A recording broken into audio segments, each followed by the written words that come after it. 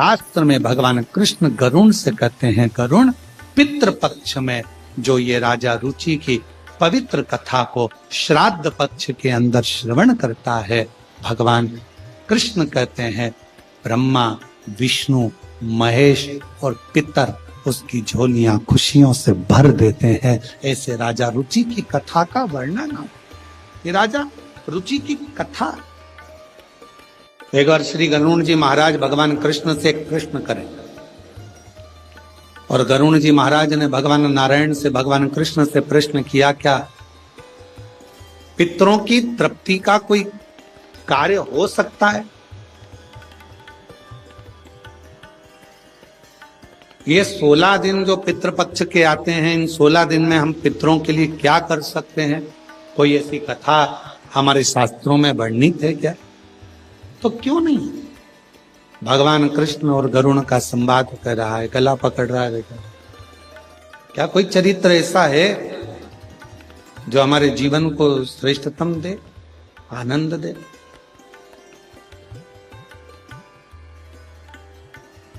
एक चरित्र है, कहा गरुण जी एक रुचि नाम के राजा हुए,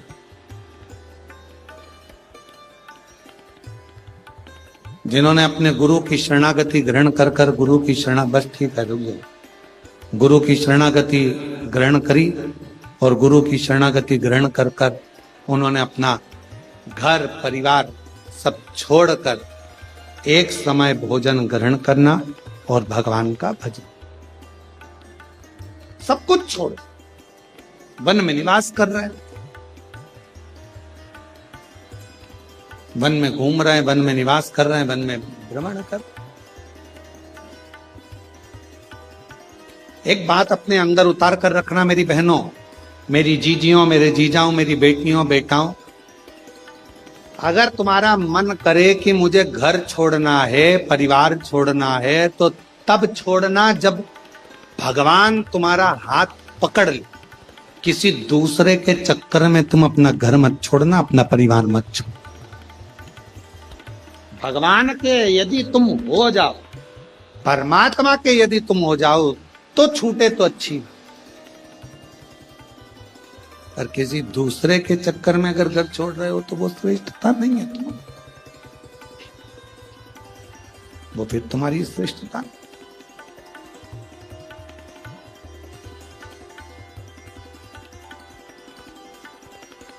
कथा कह रही है, भगवान का चरित्र कर रहा है। एक रुचि नाम के राजा हुए, भगवान कृष्ण गरुण जी से कहते हैं कि वो रुचि नाम के राजा भ्रमण करते, वन में रहते, एक समय भोजन करते, भगवत भजन में डूबे रहते, स्मरण में डूबे रहते, मंत्र जाप में डूबे रहते। पर एक दिन वो एक वृक्ष के नीचे विश्राम कर रहे थे और उनके पूर्वज, उनके पितर उनके पास आकर खड़े हो गए और बोलने लगे कि तुम्हारा वंश नहीं बढ़ेगा तो हमारा तर्पण कैसे?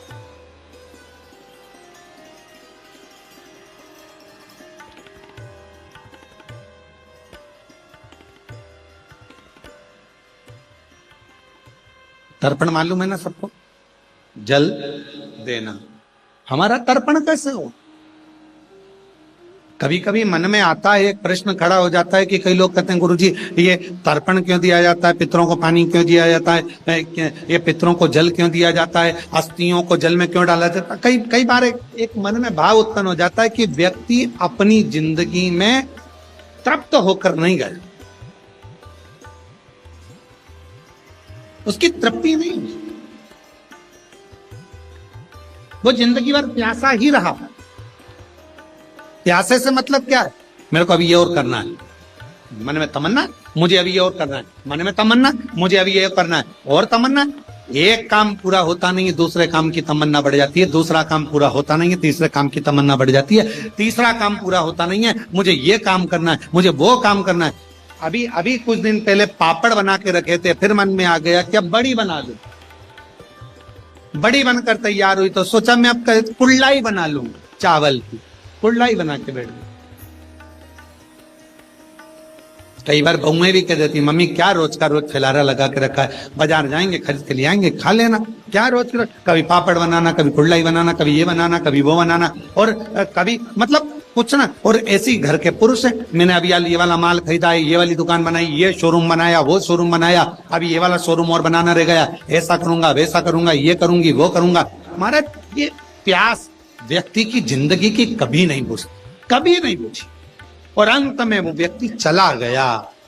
इसीलिए मेरा तो हमारा ये अंदर का मन कहता है, इसीलिए व्यक्ति को कहना पड़ता है कि इसको तृप्त नहीं हुआ, ये तृप्ति धारण नहीं कर, तृप्त।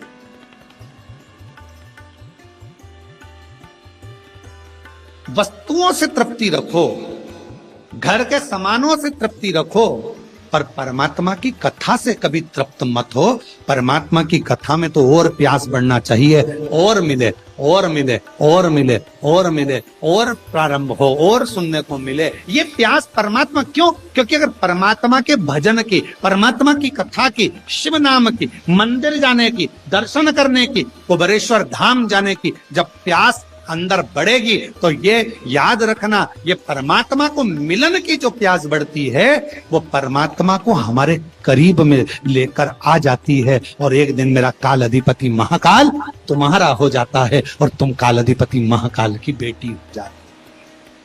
ये अगर प्यास बढ़ रही है तो ये परमात्मा से मिलन की। राजा रुचि, हमारे को तृप्ति नहीं मिली, तुम्हारा वंश नहीं बढ़ रहा है, तुम्हारा वंश बढ़ना चाहिए। राजा रुचि, तुम्हें विवाह करना पड़ेगा। राजा रुचि ने कहा मैंने सन्यास व्रत धारण कर लिया है, मैं वानप्रस्थी हो गया हूं, मैंने घर छोड़ दिया है, परिवार छोड़ दिया है, सबसे बड़ा है वानप्रस्थी, मैं नहीं करूंगा विवाह। पितरों ने समझाया, पितरों ने कहा तुम्हें विवाह करना पड़ेगा, समझा। तब राजा रुचि ने मन में विचार करा, यदि पितर बोल रहे हैं और ये भटक रहे हैं तो मुझे विवाह करना जरूरी है। वचन दो तुम विवाह करोगे। राजा रुचि ने वचन दे दिया, मैं तुम्हारी तृप्ति के लिए, पितरों के मोक्ष के लिए मैं विवाह करूंगा। अब विचार करा कि विवाह करूंगा, पर मैं तो हो गया बूढ़ा, कन्या कहां मिलेगी मुझको मेरी उम्र की। पितर चले गए, पितर गए और ये भटक रहा, विवाह के लिए यहां वहां सब दूर गया, कहीं लड़की नहीं मिली, कन्या नहीं मिली। आखिरी में ये तप करने के लिए बैठ गया, ब्रह्मा और भगवान विष्णु का तप करना।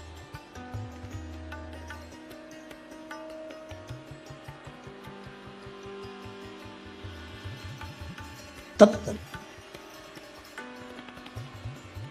भगवान ब्रह्मा जी ने आकर कहा कि तुम्हें क्या चाहिए? एक कन्या नहीं मिल रही है विवाह के लिए। ब्रह्मा जी ने बोला ये लेखनी तो मैं लिख देता, परंतु ये लेखनी लिखने वाले तो स्वयं देवाधिदेव महादेव है। जन्म, मरण और परण, परण मतलब जानते हो, विवाह, तीन की लेखनी कौन लिखते हैं? जम के बोलो जरा। देवाधिदेव महा। इन तीन की लेखनी लिखना मेरे शिव के हाथ में। अब राजा रुचि ने फिर तप किया भगवान विष्णु का। भगवान विष्णु आए, भगवान ने कहा क्या चाहिए मांगो। कहा प्रभु मेरे लिए कन्या ढूंढना है और मेरा विवाह करना है। भगवान नारायण बोले जन्म, मरण और परण, तीन तो शिव लिखते हैं, हम नहीं दे सकते। शंकर भगवान का तप किया। श्री शिवाय नमस्तुभ्यं, श्री शिवाय नमस्तुभ्यं, श्री शिवाय नमस्तुभ्यं, श्री शिवाय नमस्तुभ्यं। जो तप किया रुचि ने, और राजा रुचि जैसे तप करने लगे, भगवान शंकर प्रसन्न हो गए। शिव जी आए और उन्होंने आकर तुरंत कहा राजा रुचि मैं तुझे विवाह का वर दे दूं, कन्या भी दे दूं, पर अभी तेरा ग्रह नहीं बना। राजन, जब तक पितृ कृपा ना करें तब तक तुझे विवाह का योग नहीं बन सकता। शिव, आप तो सब कर सकते हैं ना, शंकर भगवान आप तो सब कर सकते हैं। राजन, जिस समय पर तेरे बुजुर्गों को जल की जरूरत थी तूने उनको जल नहीं दिया। फिर निवेदन है आप सबसे, श्राद्ध का मतलब केवल ये नहीं है कि जो मर गए उनके प्रति श्रद्धा रखी जाए। श्राद्ध का मतलब है तुम्हारे घर में जो जीवित हैं, तुम्हारे घर में जो बुजुर्ग हैं, तुम्हारे घर में जो बड़े बैठे हैं, वो बुजुर्ग हो गए तो उनको पानी, भोजन, उनकी व्यवस्था समय पर दीजिए। ये श्राद्ध का मतलब ये नहीं है जो मर गए उनके प्रति श्रद्धा, उनके प्रति रखो श्रद्धा, मतलब हम ये नहीं कहेंगे कि मत रखो, मना नहीं है। आप अपने पूर्वज चले गए उनके प्रति श्रद्धा रखो, उसका मतलब श्राद्ध है, हम मानेंगे। पर हमारी शिव महापुराण की कथा कहती है, ये शिव तत्व कहता है कि सबसे बड़ी 16 दिन की श्राद्ध से मतलब रखना कि अपने घर में जो बुजुर्ग हैं, अपने घर में जो बड़े हैं, अपने घर में जो बुजुर्ग माता पिता हैं, उनके प्रति श्रद्धा हो तो समझ लो कि ये श्राद्ध का महत्व। आप श्रद्धा ही क्या? पंडित जी खीर ले ना, आज हमारे दादाजी की श्राद्ध है। पंडित जी गुलाब जामुन ले ना, आज हमारे दादाजी की श्राद्ध है। और पलंग पर बूढ़ा बाप बहुत देर से इंतजार कर रहा है। बहू, बेटा मुझे एक बोतल में गर्म पानी दे दे, खांसी चल रही है। पापा दिख नहीं रहा अभी यार, पंडित जी खाना खा रहे, श्राद्ध है आज दादाजी की, पहले इनका काम कर दूं फिर तुम्हारा करूं। मैं तो मंदिर गई, पूजा पूजा करते हूँ, अभी माँ सेवा की, फिर पूजा।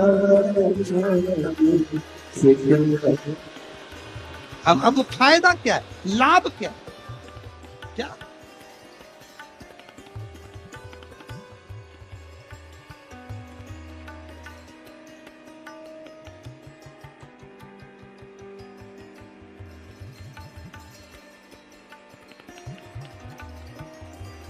एक छोटी सी बात है, परंतु हो सकता है कि आप लोगों को बुरे भी लग जाए। हमारी बहुत पहले की बात है, बहुत लगभग 18 से 19 साल हो गए होंगे उस बात।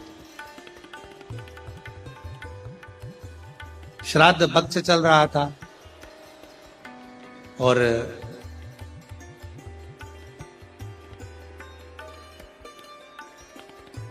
राजस्थान में कथा चल रही। जिन जजमान की यहाँ कथा थी, उन्होंने उनके एक कोई लड़की थी और वो कुंवारी अवस्था में, वो बिटिया लगभग 12th में थी और वो चली गई थी। उसके निमित्त का उस दिन उसका श्राद्ध।